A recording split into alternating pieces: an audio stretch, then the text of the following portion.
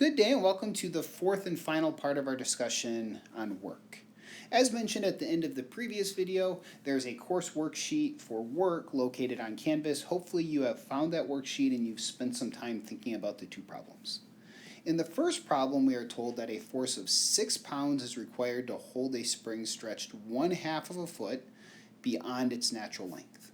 So information that will allow us to determine the spring constant. Once we have done so, find the work done in stretching the spring 1/2 foot beyond its natural length. So the idea is the same that we saw in our previous video.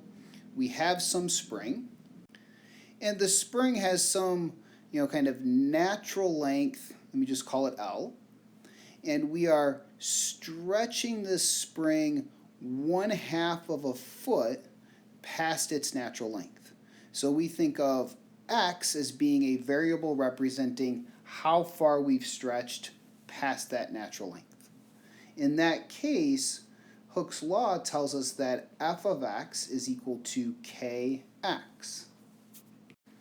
And when we are working on these spring problems, they will always have, in a sense, kind of two parts. The first part is use the given information to find the spring constant. And then typically the second part is to answer a question that has been asked. So we are given in this problem 6 pounds, i.e.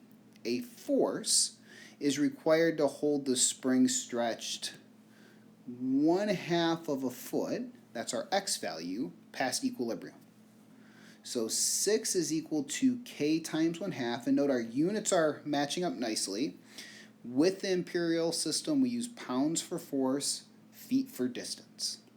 So multiplying by 2, we have our spring constant is 12. Now we can answer the question that has been asked.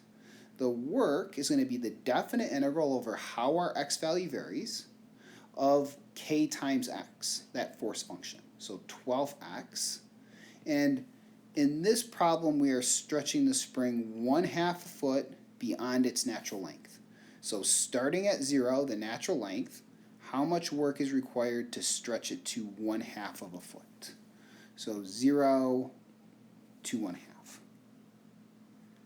And this definite integral determines the work required. And remember, when you evaluate this, the units of your answer should be foot-pounds. But I will leave the evaluation of the integral to you as hopefully a fairly quick and efficient exercise.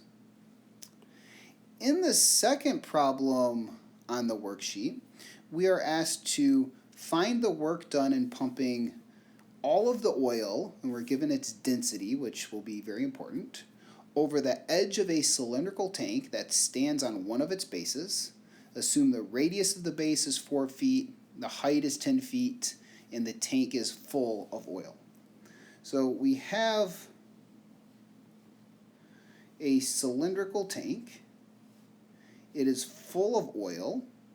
What we are told about the tank itself is it has a radius of 4, a height of 10, and it is completely full.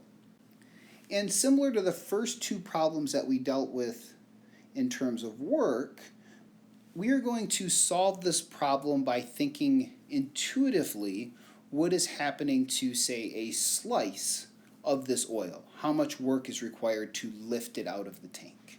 So we are going to cut this tank, or the oil in the tank, into N slices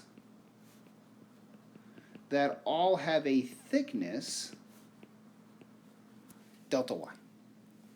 So the typical procedure for us is we might think of the top of the tank being 0, the bottom of the tank being 10, and then we would have our standard kind of y0 is 0, y1, a generic ith slice, so yi minus 1, yi, all the way down to 10 being our y sub n, but really the important part is just this ith slice.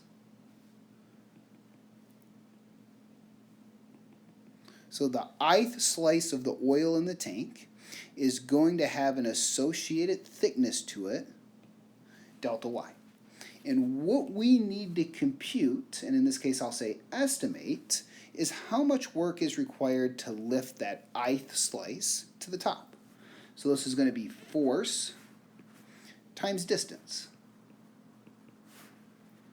And the distance, once again, is maybe kind of the easier quantity to see. That ith slice, we think of that as being y sub I units from the top, which is why we've kind of made our number system, in this case, going from 0 to 10, so that y sub I is a distance from the top of the tank. And in terms of the force, we need to kind of match up our units. So in this problem, the force is going to be measured in pounds. The density is 50 pounds per cubic foot.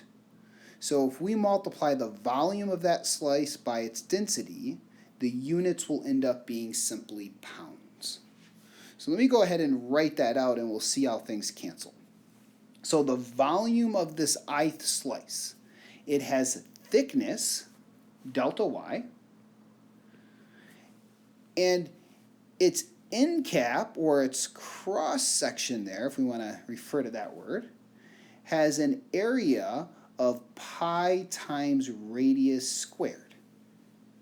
And because it's a cylinder with height delta y, we would just multiply its height delta y by the area of its cross-sectional face.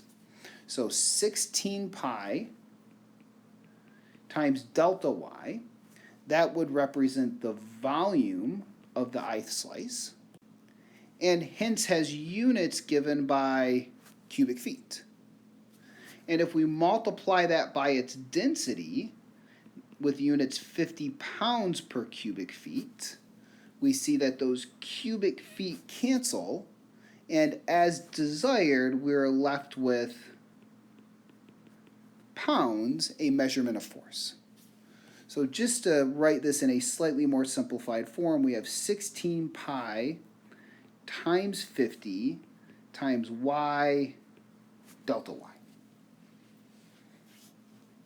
And this gives us everything that we need. So the work is going to be the definite integral over how that y value varies, 0 to 10. Note the delta y becomes our dy, and the remaining stuff paired up with it becomes our integrand. So 16 pi times 50 y. And I consider getting it to this point to be really the most difficult part of the problem. What remains is hopefully a very reasonable definite integral that you can evaluate quickly and efficiently. And just to add in one small note, in case there's any confusion in how we made this step, remember that the actual work could be approximated by the sum of these w sub i's. So adding up the work involved with each slice. And then to make it equal, we take a limit as n approaches infinity. And the limit as n approaches infinity of a Riemann sum immediately becomes this definite integral. So hopefully that helps with the general intuition and understanding of these problems. But as usual, there are plenty of good suggested problems. I strongly encourage you to work enough to understand the concepts involved. When you have questions, do not hesitate to reach out. So everyone, take care.